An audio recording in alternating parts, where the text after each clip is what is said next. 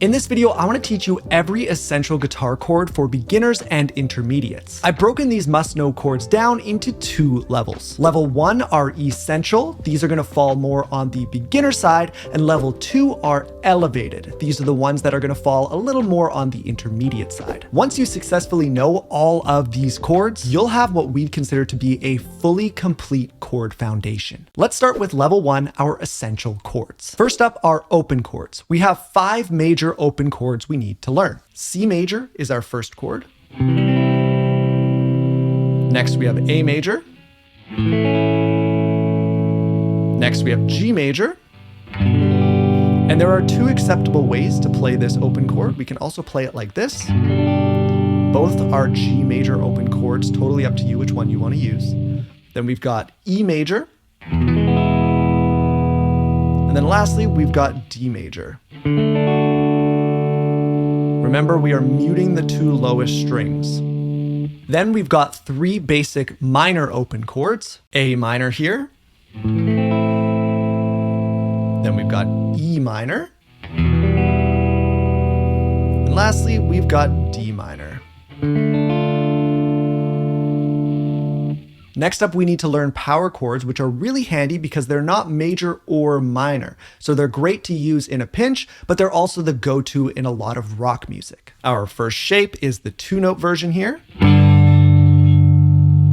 And this is a G5 or a G power chord because the lowest note is a G note, 3rd fret of the low E string, makes this a G power chord, and we can hop it up a string set. Now we've got a C power chord, because the lowest note is a C, 3rd fret of the A string.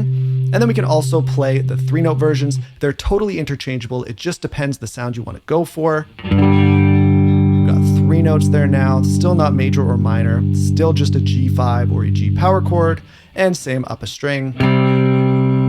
That's still just a C power chord. Again, totally interchangeable with each other. Next up in our essential chords list, we've got bar chords. And there are only 4 essential bar chord shapes. They're very easy to learn, but a little bit harder to pull off cleanly, so take your time with these. Here's our first shape.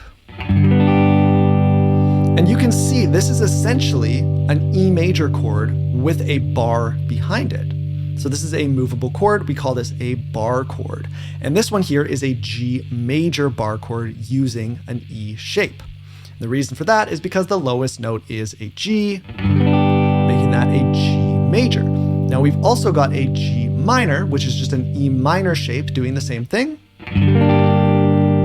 Just like that. And then we can do the same thing that we do with the power chords and jump up a string set. So now we've got A shapes with the bar. So this is just like your A major chord, but the lowest note in this chord shape is a C, so that makes this a C major. Then we've got C minor as well, using the A minor shape. And again, these chords are totally movable. It's just going to be named based on the lowest note. So in this case, it's a C. With the other shapes, it was a G. Let's get into our level 2 chords. These are chords I would consider to be a little bit more elevated. Once again, we're going to start with our open chords, and this time we are going to learn all of our 7th chords. 7th chords take your basic major or minor chords and add 1 extra note, the 7th interval, to make them more interesting. First up, we've got C major 7. We're simply just removing our pointer finger from a regular C major shape. Love the way that sounds. Then we've got C dominant 7. Next up, we've got A major 7. You can see these are all just variants of the standard major or minor open chord. Then we got A dominant 7. And we've also got A minor 7. Next, we've got G major 7, and this one's a little weird because we actually have to mute the A string when we play it. But we just do it naturally by letting this finger here just touch the next string so it doesn't ring out. It's awkward, but it's worth it because it sounds so great. Then we've got G dominant 7. Next, we've got E major 7. Then E dominant 7. And E minor 7. This is a great chord because it's literally just one finger. Next up, we've got D major 7.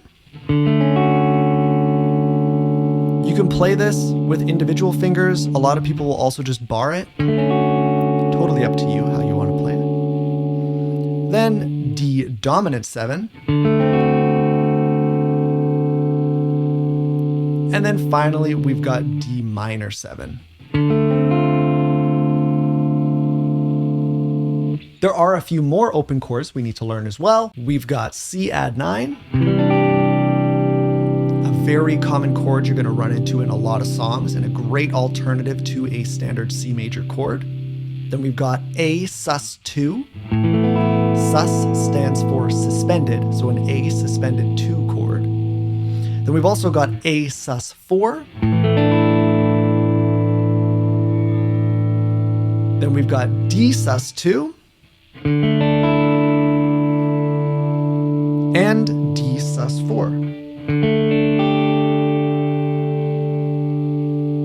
Then we also need to learn all of our 7th bar chords. First up, we've got this major 7 chord shape. And it's just named based on that lowest note, so this is totally movable. In this case, that is a G note, making this a G major 7 chord.